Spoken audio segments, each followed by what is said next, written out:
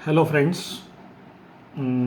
यापूर्वी आपण आपल्या टेक्स्टबुकमधील 1.1, 1.2 आणि 1.4 हे 3 लेसन्स आपण संपवले. म्हणजे 2 लेसन आणि 1 पोयम एवढं आपण यापूर्वी संपवलेलं आहे. आता आज आपण 1.5 द नेकलेस या लेसनला आपण सुरुवात करतोय. अतिशय सुंदर लेसन आहे द नेकलेस. या लेसनला आज आपण सुरू करतोय. द नेकलेसचे 2 पार्ट आहेत. आजच्या लेक्चरमध्ये आपण पार्ट 1 पाहणार आहोत आणि पुढच्या लेक्चरमध्ये आपण पार्ट 2 असं हे 2 सेक्शन्स आपण संपवणार आहोत. अतिशय चांगल्या प्रकारचा हा लेसन आहे द नेकलेस. जीवनातल्या काही एका घडामोडीवरती डिपेंड करतो आणि आपण आपलं जीवन कशा पद्धतीने जगावं याची एक शिकवण किंवा या पद्धतीचं एक मी म्हणेन की थोडंसं एक आपल्याला शिकवण देणारा हा धडा आहे. अतिशय सुंदर आहे.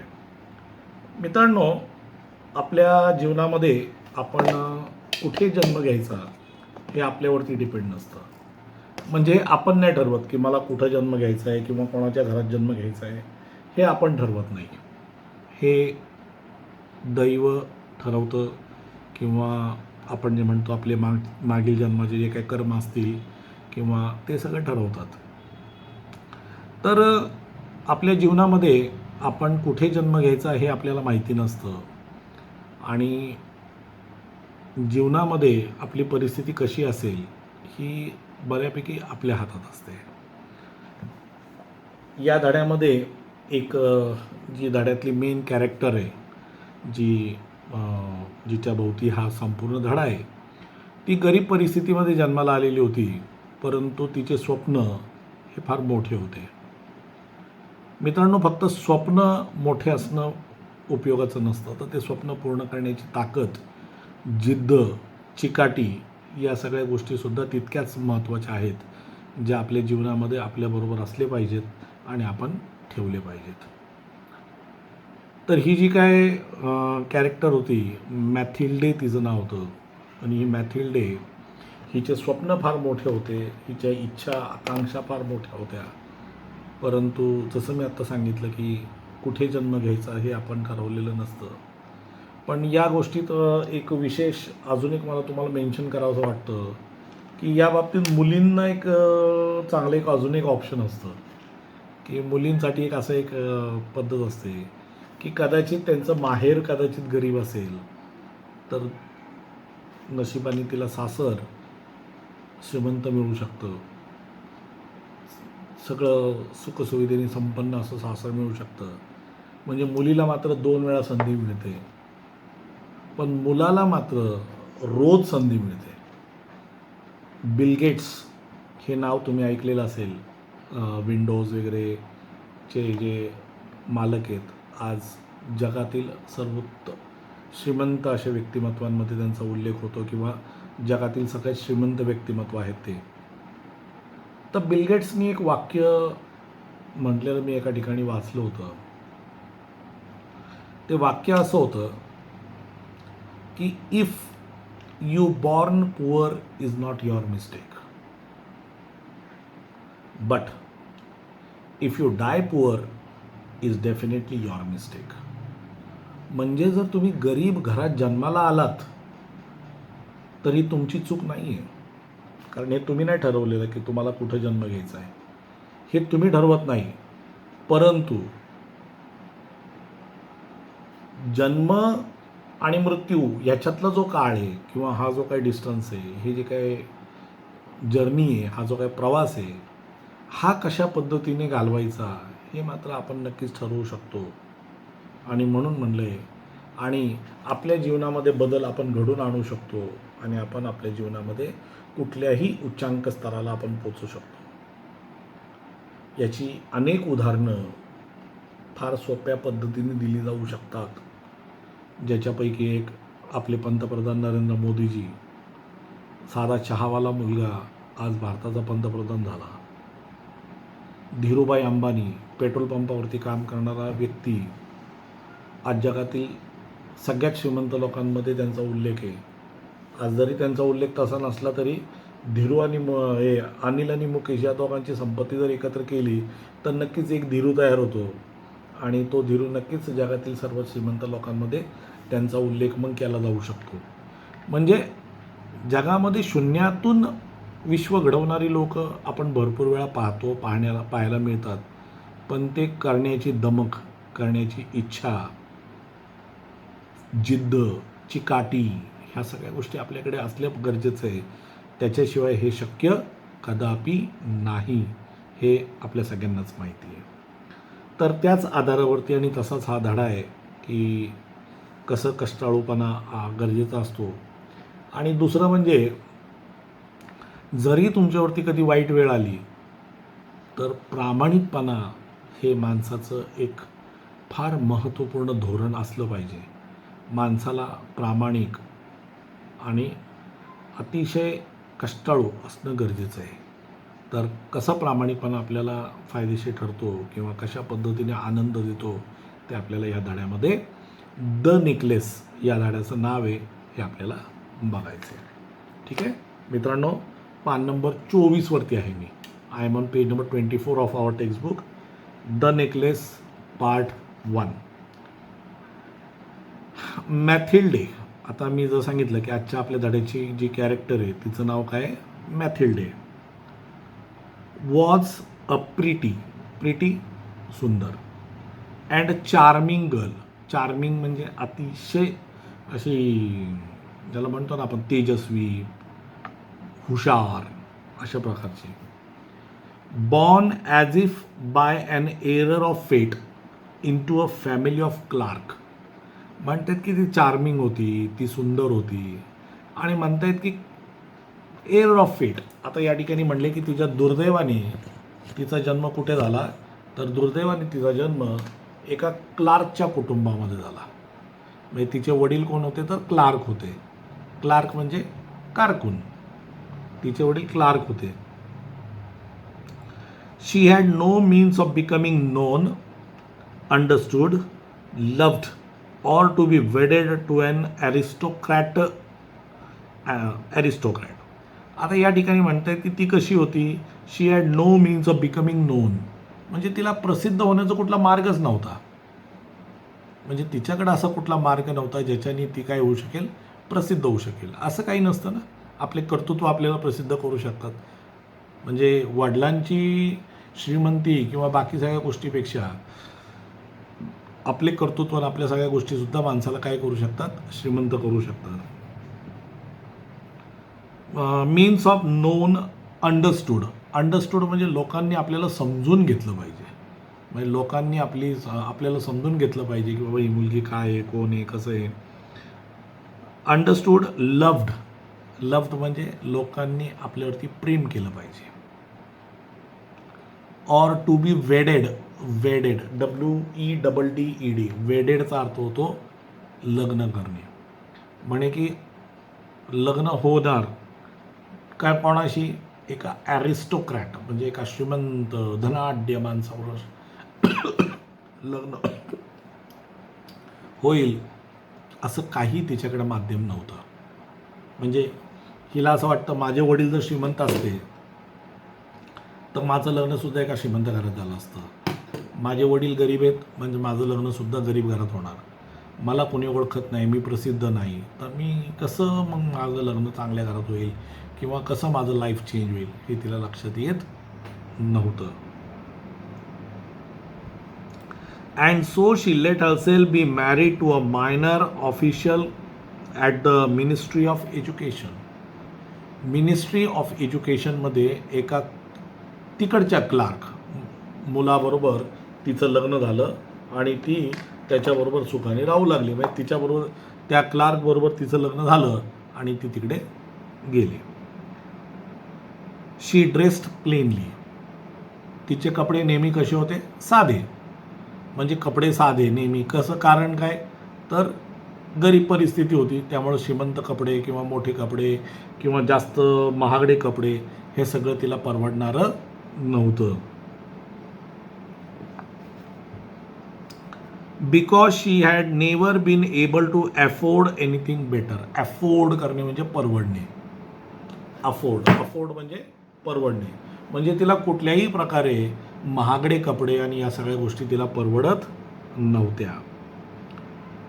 शी सफर्ड एंडलेसली म्हणजे तिला या गोष्टीच्या ना अशा वेदना व्हायच्या, तिला त्रास व्हायचा तिला, की राव काय माझी जिंदगी, का मी असं, मला माझ्या नशिबातच का असं, मला का या सगळ्या चांगल्या गोष्टी मिळत नाही, का मी या सगळ्या गोष्टी घेऊ शकत नाही, ज्या ज्या गोष्टींची मला आवड आहे त्याच गोष्टी मला का मिळत नाहीत, मला काय हे भोगावं लागतंय, ह्याचं तिला नेहमी वाईट वाटत राहायचं. Feeling she was entitled to all the luxuries of life. तिला असं वाटत होतं की मला सगळ्या लक्झरीज मिळाल्या पाहिजेत. All things I should be able to get. मला सगळ्या गोष्टी लक्झुरियस मला मिळाल्या पाहिजेत, पण या सगळ्या लक्झुरियस गोष्टी मला मिळत नाहीत. का मिळत नाही, का मी घेऊ नये, का मला परवडू नये, असा प्रश्नचिन्ह तिच्यासमोर होता. She suffered because of her shabby poorly furnished house. तिचं जे घर होतं अतिशय छोटं, अस्तव्यस्त म्हणजे प्रॉपर किचनच्या जागी किचन नाही, किंवा बेडरूमच्या जागी बेडरूम नाही, बाथरूमच्या जागी बाथरूम नाही. म्हणजे थोडक्यात जी रचना एका उत्कृष्ट घराची असली पाहिजे तशी ती नव्हती. आणि ॲडिशनल म्हणजे पुअरली फर्निश्ड म्हणजे घरात योग्य फर्निचरच नाही. म्हणजे डायनिंग टेबल या त्या गोष्टी जसं एक प्रॉपर फर्निचर घरात असायला पाहिजे, T V table, T V rack, त्याच्यानंतर रूममध्ये वॉर्डरोब आणि ते काहीही तिच्याकडे नव्हतं. तिला त्या सगळ्या फॅसिलिटीज मिळालेल्या नव्हत्या, आणि म्हणून ती म्हणते की my house was poorly furnished. All this things that another woman of her class would not even have notice tormented her and made her resentful. म्हणतात की तिच्या वयाच्या किंवा तिच्यासारख्या दुसऱ्या ज्या बाया होत्या, ज्या गोष्टी त्यांना लक्षात सुद्धा आले नसते की अरे माझ्याकडे हे नाही आहे, माझ्याकडे ते नाही आहे, माझ्याकडे हे असायला पाहिजे, माझ्याकडे ते असायला पाहिजे, असं ज्या गोष्टी होत्या की ज्या बाकीच्या महिलांना किंवा बाकीच्या लोकांना जाणवल्यासुद्धा नसत्या की आपल्याकडे या वस्तू नाहीत, या सगळ्या गोष्टींच्या तिला प्रचंड वेदना होत होत्या. म्हणजे तिला मात्र त्या त्रास होत होता त्या गोष्टीचा, की माझ्याकडे हे नाही आहे, माझ्याकडे ते नाही आहे, असं नाही आहे, तसं नाही आहे. आणि बाकीच्या लोकांना इव्हन त्या गोष्टी नोटीससुद्धा झाल्या नसते की अरे आपल्याकडे हे नाही आहे. तर या ज्या गोष्टी होत्या किंवा ही जी एक गोष्ट होती ही तिला काय करत होती, नेहमी त्रास देत होती. पुढे टॉर्मेंट करणे म्हणजे असं डिवसणे किंवा टोचणे किंवा त्रास देणे. रिसेंटफुल म्हणजे असं नाही का, प्रायश्चित किंवा पश्चाताप म्हणून, प्रायश्चित म्हणण्यापेक्षा पश्चाताप म्हणून, की तिला त्या गोष्टीचा पश्चाताप होत होता की काय माझी जिंदगी आहे, काय कसलं आहे हे सगळं, काय पटत नाही आपल्याला हे सगळं. She dreamed of a grand palatial mansion. तिचं जे स्वप्न होतं ते काय होतं की आपलं घर एकदम मोठं भव्य असलं पाहिजे.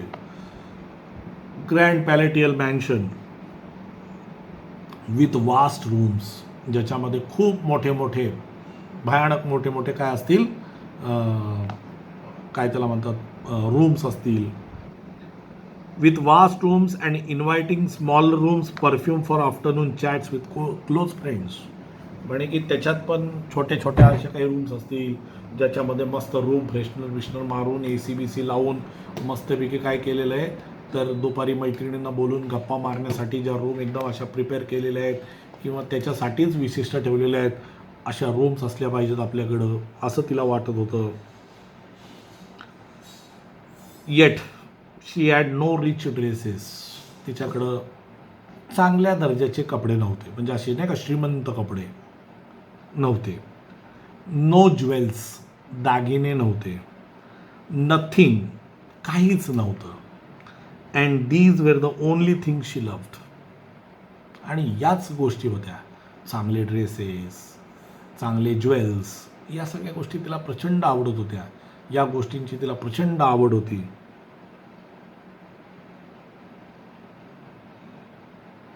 शी wanted so much to charm, to be envied, to be sought after.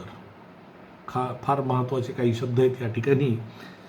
म्हणजे की तिला ते सगळं चार्म पाहिजे होतं, तिला ते सगळी मजा पाहिजे होती. टू बी एनव्हीड, एनव्ही करणे म्हणजे जळणे, हेवा करणे. तिला असं वाटत होतं की शेजाऱ्या पाजाऱ्यांनी माझा हेवा केला पाहिजे, माझ्यावरती जळलं पाहिजे, माझ्याबद्दल त्यांना असं जेलस फील झालं पाहिजे. आम्ही जेव्हा लहान होतो, म्हणजे इवन तुमचे आईवडील जेव्हा लहान असतील तेव्हा एक ओनिडा म्हणून एक टी व्हीची कंपनी होती. आता पण असेल कदाचित, मी बरेच दिवस झाले ओनिडाचा टी व्ही पाहिला नाही. तर ओनिडाची जी पंचलाईन होती ना, पंचलाईन, ती जे आपण नाही का पंचलाईन म्हणतो, टॅगलाईन, तर ती टॅगलाईन काय होती माहिती आहे का? Onida, owners pride, neighbours envy. म्हणजे ज्याच्या घरात ओनिडा असतो तो स्वतःचा प्राईड, म्हणजे स्वतःला तो एकदम भारी मानतो, म्हणजे त्याचं थोडक्यात अभिमानास्पद गोष्ट आहे त्याच्यासाठी. आणि नेबर्स एनव्ही म्हणजे शेजारची बाजारची लोक त्याच्यावरती हेवा करतात. अशा प्रकारची ती क्वालिटी आहे. टू बी सॉट आफ्टर, ती म्हणते की माझ्या परस्परसुद्धा लोकांनी माझ्याबद्दल चर्चा केली पाहिजे, लोकांनी माझ्याबद्दल चर्चा केली पाहिजे, लोकांनी माझ्याबद्दल विचार केला पाहिजे, लोकांना माझ्याबद्दल हेवा वाटला पाहिजे. शी हॅड अ रिच फ्रेंड, तिची एक मैत्रीण होती, श्रीमंत होती. अ फॉर्मर क्लासमेट, स्कूलमेट म्हणलं आहे. फॉर्मर म्हणजे जुनी, अर्थात जुनीच असणार ना. आता हिचं लग्न झालं आणि आता हिची क्लासमेट म्हणजे किती काय, या दोघे काय शाळेत थोडी जातात. तर म्हणे की तिची फॉर्मर स्कूलमेट म्हणजे तिची एक जुनी शाळेतील मैत्रीण. ॲट द कॉन्व्हेंट, जेव्हा ते कॉन्व्हेंट स्कूलमध्ये शिकत होते तेव्हाची तिची एक मैत्रीण, whom she avoided visiting, तिच्याकडे ती कधीच जात नव्हती. She never visited, because afterward she would weep with regret, despair and misery. काय होत होतं तर म्हणे की समजा चुकून ती तिच्या घरी जाऊन आली तर तिच्या घरी जाऊन आल्यानंतर नंतर मात्र ही खूप रडायची. कशामुळे? रिग्रेट, तिला वाईट वाटायचा, पश्चाताप वाटायचा, जीवनाबद्दल तिला पश्चाताप वाटायचा. डिस्पेअर, दुःख, त्रास, वेदना, आणि मायझरी, गरिबी. म्हणजे गरिबी, दुःख, त्रास, वेदना या सगळ्या गोष्टींबद्दल तिला फार त्रास होत होता. आणि म्हणून ती त्या श्रीमंत मैत्रिणीच्या घरी कधीच जात नव्हती. का? तर तिथून आल्यानंतर आपल्याला त्रास होऊ नये. One evening her husband came home with an air of triumph, holding a large envelope in his hand. Look, he said, here is something for you. आता एके संध्याकाळी या मॅथिल्डेचा जो नवरा होता तो घरी आला अतिशय आनंदामध्ये, आणि त्यांच्या हातामध्ये एक एन्व्हलप होतं, आणि त्यांनी तो एन्व्हलप तिच्या हातात दिला. म्हणलं, बघ काय आणलंय तुझ्यासाठी, खुश होशील बघून. एअर ऑफ ट्रियम्फ म्हणजे थोडक्यात अतिशय आनंदामध्ये. ॲक्च्युली ट्रियम्फ म्हणजे विक्ट्री, जिंकणे एखादी गोष्ट, पण तिला त्याच्यासाठी तोच एक परम आनंद होता. अतिशय आनंदाने त्याने ते पाकिट, holding a large envelope in his hand, look he said, here is something for you, मी तुझ्यासाठी काहीतरी आणलेलं आहे. She tore open the paper and, तिने ते एन्व्हलप काय केलं, फाडलं, उघडलं. And drew out a card, आणि त्याच्यामध्ये कार्ड होतं. कार्ड म्हणजे ATM कार्ड नव्हे, क्रेडिट कार्ड नव्हे, डेबिट कार्ड नव्हे. त्याच्यामध्ये काय होतं, on which was printed the words, त्याच्यावरती काही शब्द प्रिंट केलेले होते, आणि ते शब्द काय होते, the minister of education and MM George Ramapurium request the pleasure of M&M Loisels company at the ministry on the evening of Monday January 18th. म्हणे 18 जानेवारीला एक मिनिस्ट्री पार्टी आहे, आणि मिस्टर अँड मिसेस लॉसेल, आता ही मॅथिल्डे जी होती ह्यांचं आडनाव काय होतं, लॉसेल. तर M&M लॉसेल म्हणजे थोडक्यात मिस्टर अँड मिसेस लॉसेल या दोघं सादर आमंत्रित आहेत. म्हणजे मंत्र्यांच्या पार्टीमध्ये या दोघांना निमंत्रित केलेलं होतं, यांना बोलवलेलं होतं.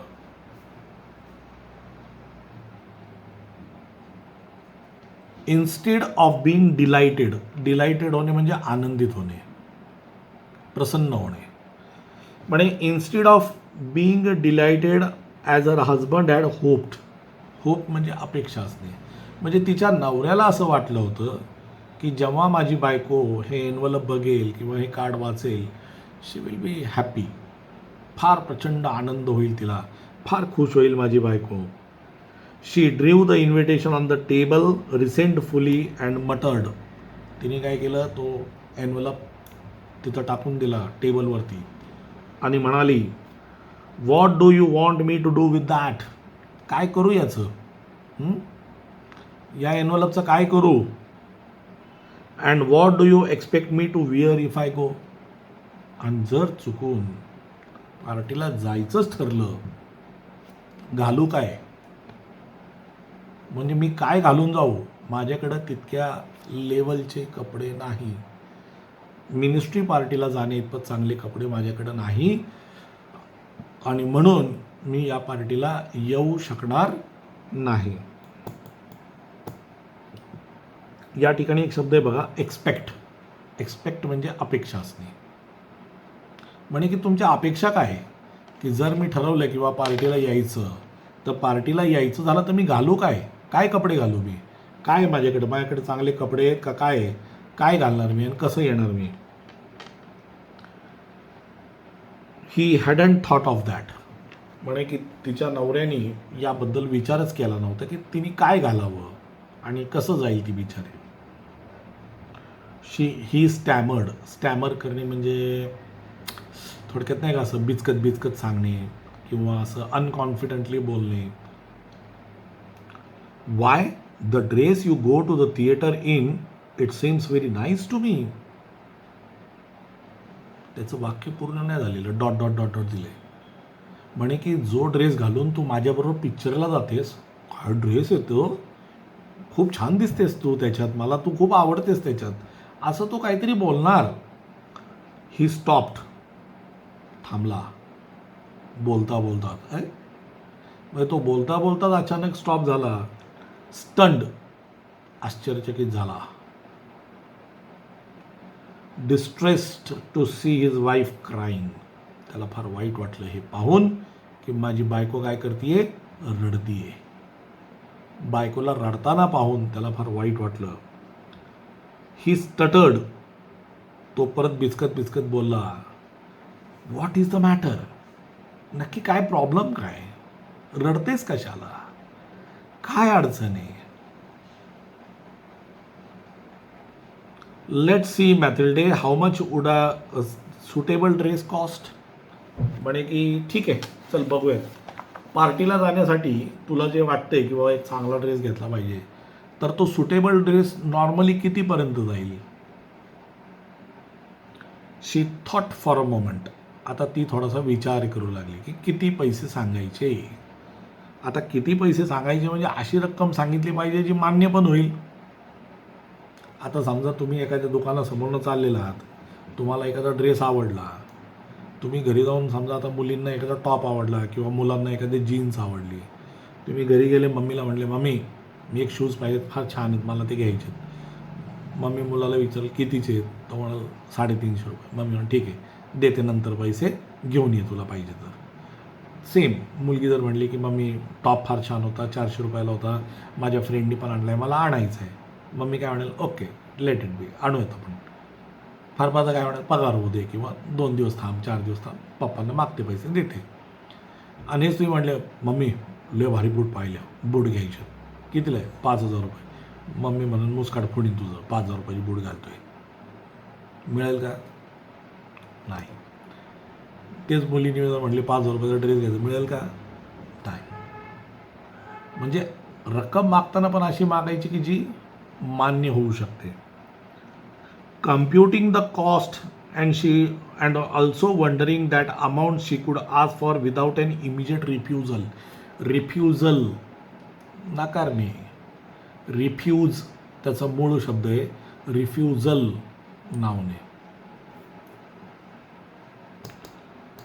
At last she answered हेजिटंटली.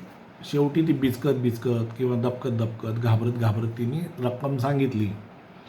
I don't know exactly but I think I could do it with 400 francs. जसं आपल्याकडे रुपये असतात त्यांच्याकडे फ्रँक्स असतात. ते म्हटले की मला असं वाटतं की 400 फ्रँक्समध्ये काम व्हायला पाहिजे. किती फ्रँक्समध्ये? 400 फ्रँक्समध्ये काम व्हायला पाहिजे असं मला वाटतं. नक्की नाही सांगता येत, पण अंदाजे 400मध्ये होऊन जाईल. तर आता तिने ती 400 फ्रँक्सची अमाऊंट आपल्या नवऱ्याकडे मागणी केली. आता 400 फ्रँक्स तिने अमाऊंट सांगितली. He turned a little pale. Amount ऐकल्यानंतर तो जरा गडबडला. एवढे? म्हणजे आता पार्टीवेअर घ्यायचा ना, अशा मिनिस्टर पार्टीला जाण्यासारखा ड्रेस घ्यायचा म्हणजे तो तेवढा महागडा येणारच ना, किंवा तेवढी त्याची कॉस्ट असणारच आहे. ही टर्न्ड अ लिटिल पेल. तो थोडासा म्हणजे असा टेन्शनमध्ये आला, थोडा घाबरल्यासारखा झाला की एवढे पैसे. Because he had been saving the exact amount to buy a gun for a hunting summer in the country near Nanterre with a few friends. म्हणतात की 400 फ्रँक्स त्याच्याकडे होते, त्यांनी गोळा केलेले होते, पण कशासाठी? तर त्याला गन घ्यायची होती, हंटिंग गन घ्यायची होती. कशासाठी? तर समरमध्ये त्याच्या मित्रांबरोबर जाऊन शिकार वगैरे करणे किंवा त्या सगळ्या गोष्टींसाठी. However he said, very well I can give you 400 francs.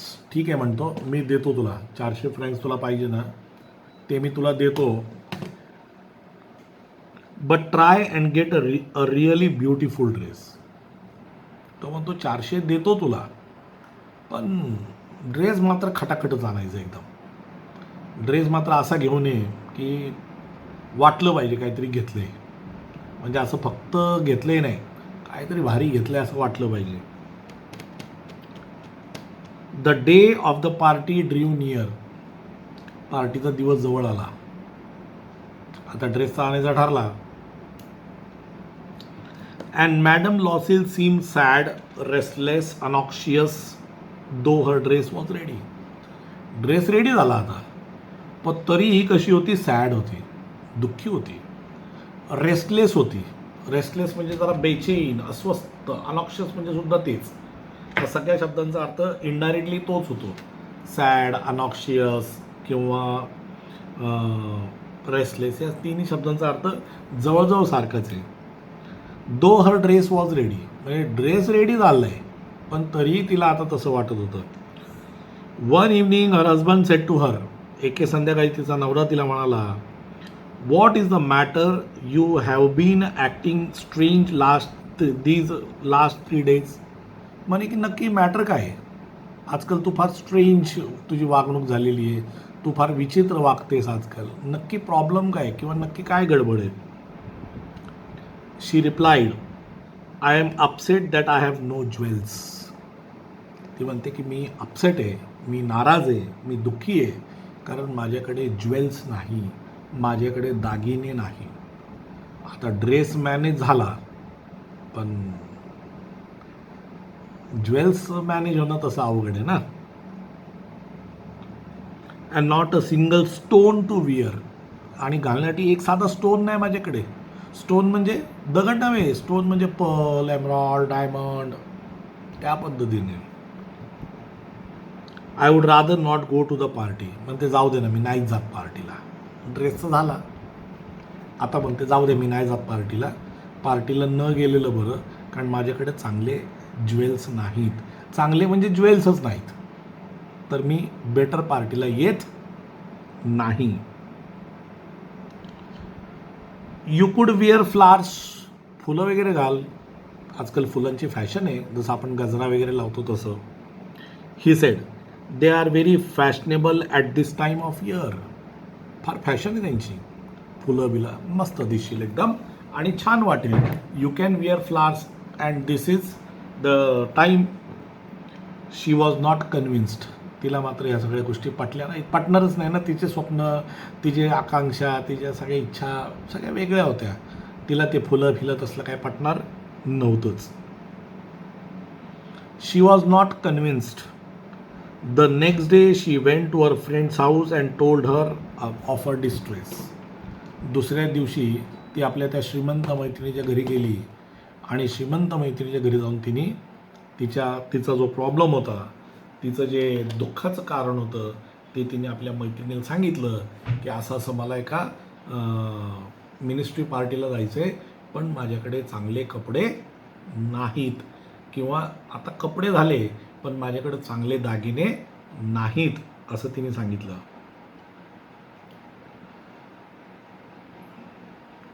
Madam Forestier, आता तिचं नाव होतं Forestier, went to her mirrored wardrobe. Mirrored wardrobe म्हणजे आपल्या रूममध्ये मोठे मोठे कपाट बनवलेले असतात ना, त्याला वॉर्डरोब म्हणतात. आता मिरर्ड म्हणजे काय, तर त्याला ते काचेचे होते सगळे, एकदम आलिशान. टूक आउट अ लार्ज बॉक्स, तिने एक मोठा बॉक्स आणला, चांगला मोठा बॉक्स घेतला. ब्रॉट इट बॅक, तिच्याकडे आणून ठेवला. Open it and said to madam Loisel, choose any my dear. तिच्यासमोर ठेवला आणि म्हणली घे कुठला घ्यायचं, जा जीले आपली जिंदगी, तुला जो आवडेल तो घेऊन जा, तुला जो पाहिजे तो घेऊन जा. चूज माय डिअर, जो पाहिजे तो घेऊन जा. फर्स्ट मॅथिल्डे सॉ सम ब्रेसलेट हाताचे घालतात. देन अ पर्ल नेकलेस, नंतर पर्लचा नेकलेस पाहिला. She tried on the jewellery in the mirror, मस्तपैकी ज्वेलरी घालून मिररमध्ये एकदम टाकाटक बघत होती. She kept asking, you have nothing else, एवढंच आहे, अजून काही नाही का, दुसरं काही नाही का, म्हणजे अजून आहे का, अजून आहे का, असं विचारत होती. अरे तुझ्याकडे एवढं पण नाही आहे, तुझ्याकडे एकही नाही आहे, आणि ही एवढं दाखवते तरी तू अजून नाही का, अजून नाही का करती. Y yes but I don't know what you like, म्हणे माझ्याकडे भरपूर आहे पण तुला काय आवडतं मला माहिती नाही ना, तुझी चॉईस मला माहिती नाही, म्हणून तुला काय दाखवू हे मला कळत नाहीये.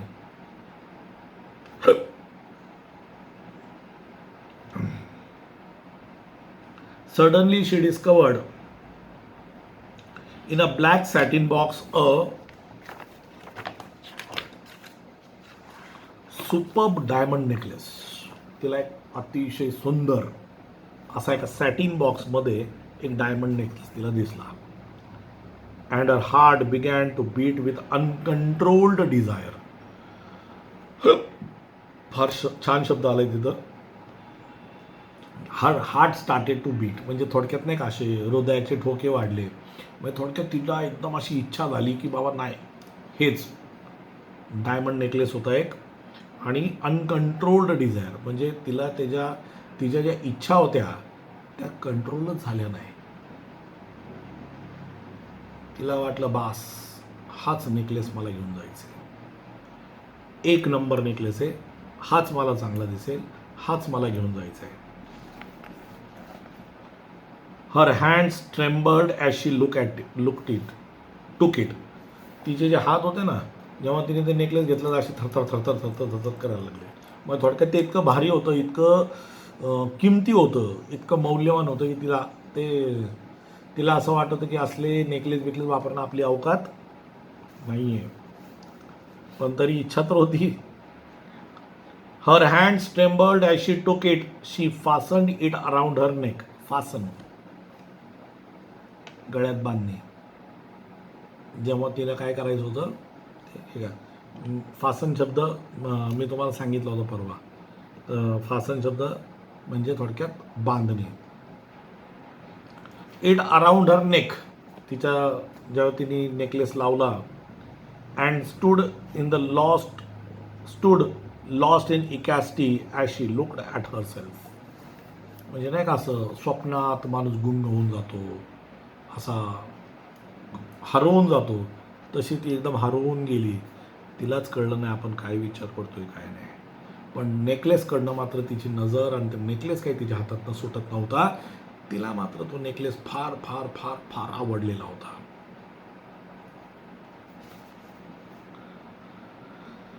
देन शी आस्क्ड अनॉक्शियसली तिने तिला विचारलं, एकदम असे अस्वस्थपणे घाबरत तिला विचारलं.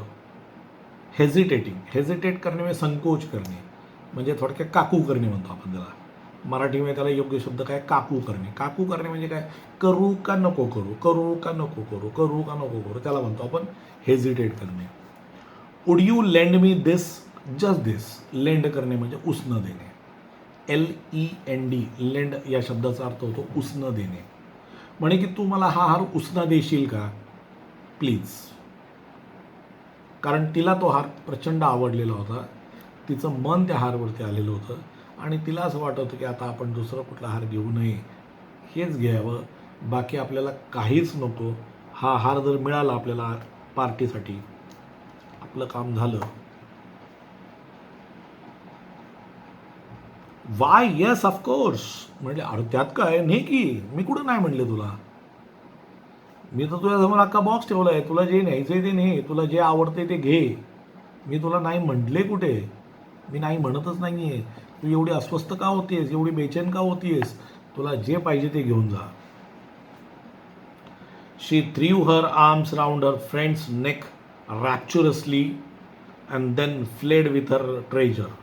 म्हणे की अतिशय असं नाही का आनंदाने, येस येस येस, तिला अशी मिठी मारली फार आनंदाने, नेकलेस घेतला आणि निघून गेली. या ठिकाणी एक ट्रेजर शब्द वापरला आहे. ॲक्च्युली ट्रेजरचा अर्थ होतो खजाना. तिने तो खजाना घेतला आणि तो खजाना ती घेऊन गेली. The day of the party arrived. आता शेवटी ज्याची एवढी जय्यत तयारी चालू होती, दिवस उजाडला. Madam Loisel was a success. तिचा जो उद्दिष्ट होता यशस्वी, फत्ते झाला होता तिचा उद्दिष्ट. काय, she was prettier than all the other woman, elegant, gracious, smiling and full of joy. पार्टीमध्ये उपस्थित असलेल्या इतर सर्व बायकांपेक्षा मॅथिल्डे काय होती, इथं काय काय विशेषणं वापरलीत बघा. एलिजंट. आता एलिजंट म्हणजे एकदम सुंदर, म्हणजे कपडे दागिने एकदम भारी, म्हणजे एवढं भारी कोणीच नव्हते. ग्रेशियस. अच्छा, ॲक्च्युली ग्रेशियस म्हणजे सुंदर होतं, म्हणजे ग्रेसफुल असं म्हणलं तर सुंदर एखादे असतात ना त्यांना. स्माइलिंग, आनंदित, यशस्वी झालेली होती ना, smiling. And full of Joy, फुल आनंदात होती ती. म्हणजे तिला कुठल्याही प्रकारचं दुःख, टेन्शन काही काही काही काही नव्हतं. She was very happy. She danced wildly. मस्तपैकी नाचली, भरपूर नाचली. वाईल्डली म्हणजे कुठल्याही प्रकारचं भान न ठेवता व्यवस्थित नाचली. आपल्या भाषेत गणपती डान्स, वरातीतला डान्स नाही का, भरपूर नाचली. With passion. पॅशन म्हणजे आवडीने, पॅशन म्हणजे आवड. Forgetting everything in the Triumph of her beauty. आपण किती सुंदर दिसतोय याचा तिला इतका आनंद झालेला होता की तिला बाकी समाजाचं याचं त्याचं कुठल्याही प्रकारचं भान नव्हतं. Success. Floating in a cloud of happiness. Float. Float म्हणजे तरंगणे. फ्लोटचा अर्थ काय होतो, तरंगणे. म्हणून स्विमिंग शिकताना फ्लोटर वापरतात, कारण ते तरंगत असतं. Floating in a cloud of happiness. आनंदामध्ये एकदम ती अशी हवेत होती. आपण म्हणतो ना लय हवेत उडतोय आजकाल, हवेत तरंगतोय तसं. Mathilde and her husband left at about 4 o'clock in the morning. Mathilde आणि तिचा नवरा सकाळी 4 वाजेपर्यंत पार्टीत होते. पहाटे 4 वाजता पार्टीतनं निघाले. वेन दे वर finally in the street they could not find a cab. म्हणतात की जेव्हा ते रस्त्यावरती आले, कॅब भेटत नव्हती. They walked down towards the Seine. जसं थोडासा मोठा चौक असतो किंवा एखादं ठिकाण असतं, मेन रोड वगैरे नाही का, तर त्याला सिरिन म्हणले त्यांनी, म्हणजे त्या ठिकाणाचं नाव दिलं आहे. Till they found one. तिथं त्यांना कॅब मिळाली. आता कॅब हा शब्द तुम्हाला सांगण्यासारखा नाही, सगळ्यांनाच कॅब माहिती आहे. आजकाल कॅबचं भरपूर फॅड आलेलं आहे. They walk down toward the Seine till they found one. They were dropped off at their door in the rue des Martyrs and sadly it was all over for her. म्हणे की त्यांना त्यांच्या घरासमोर तिथं सोडण्यात आलं आणि ती पार्टी ज्याची एवढी जय्यत तयारी केलेली होती, ड्रेस, दागिने आणि हे न ते, परत तिथं गेल्यानंतर तिची मजा, ते ते आपलं सुंदर दिसणं, हसणं, नाचणं, हे ते सगळ्या गोष्टींचा आता काय झालेला होता, अंत झालेला होता, एंड झालेला होता. In front of a mirror, she took a final look at herself in all her glory, but suddenly she uttered a cry. म्हणे की ती तिकडे गेली आणि तिकडे गेल्यानंतर म्हणजे आली घरी आणि मिरर समोर उभी राहिली की जरा एकदा शेवटी बघू तर खरं आपण कसं दिसतोय. मिररकडे गेली, मिरर समोर उभी राहिली आणि जेव्हा ती ते बघायला लागली, at herself in all her glory, but suddenly she uttered a cry. पण अचानक मोठ्याने ओरडली, मोठ्याने म्हणजे ते एकदम असे किंचाळल्यासारखं केलं तिने. She know longer had the necklace round her neck. तिच्या गळ्याभोवती तो डायमंड नेकलेस नव्हता. तो डायमंड नेकलेस पडला कुठेतरी. What is the matter asked her husband. नवरा म्हणला काय झालं. She turn towards him panic stricken. Panic म्हणजे घाबरल्या अवस्थेमध्ये, त्या घाबरलेल्या अवस्थेमध्ये ती त्याच्याकडे वळली. I no longer have Madame Forestier's necklace. ते म्हणते की माझ्याकडं मॅडम फॉरेस्टियरचा नेकलेस नाही, तो कुठेतरी पडला. He stood up. काय. डिस्ड्रॉट. अंगातला पार त्राण, ताकद सगळी गेली. What, how, that is impossible. तो म्हणला कसं शक्य आहे, हाऊ इज इट पॉसिबल. म्हणला म्हणजे त्याला तर असं झालं की आता काय करू, कसं करू, कसं नाही, त्याला काय कळनाच झालं. And he was डिस्ड्रॉट. डिस्ड्रॉट म्हणजे एकदम असं थोडक्यात अंगातला सगळा त्राण निघून जाणे. आणि त्याच्या पुढे काय झालं हे आपल्याला नेक्स्ट लेक्चरमध्ये पार्ट 2 मध्ये बघायचं आहे. ठीक आहे फ्रेंड्स, थँक्यू व्हेरी मच.